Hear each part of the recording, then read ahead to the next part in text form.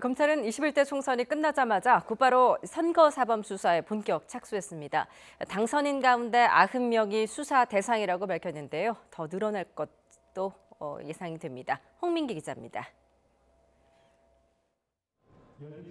거대 양당의 위성정당까지 가세해 두 진영 간 대결 구도로 진행된 이번 선거는 상호 비방과 허위사실 유포 등 네거티브 공방이 끊이지 않았습니다. 상대 후보 측 선거운동원을 폭행, 위협하거나 선거운동을 방해하는 등 직접적인 충돌 사례도 적지 않았습니다. 선거 기간 이어졌던 고소 고발전은 총선이 끝나면서 이제 본격적인 검찰 수사로 이어지게 됐습니다. 대검찰청은 지금까지 당선인 가운데 94명을 입건해 4명은 불기소 처분했고 나머지 90명은 수사가 진행 중이라고 밝혔습니다.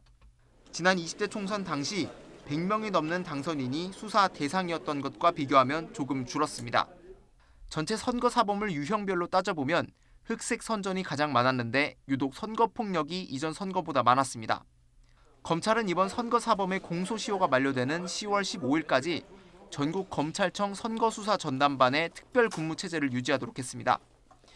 당선인뿐 아니라 선거 사무장과 회계 책임자 등 당선 효력에 영향을 미치는 선거 사범에 대해서도 수사를 집중할 방침입니다. 보통 선거일 이후 입건되는 선거 사범이 더 많아 수사 대상자는 더욱 늘어날 가능성이 큽니다. 이와 별도로 이번 총선 당선인 가운데 9명은 국회 패스트트랙 사태와 관련해 재판을 받고 있어 당락에 영향을 받을 수도 있습니다.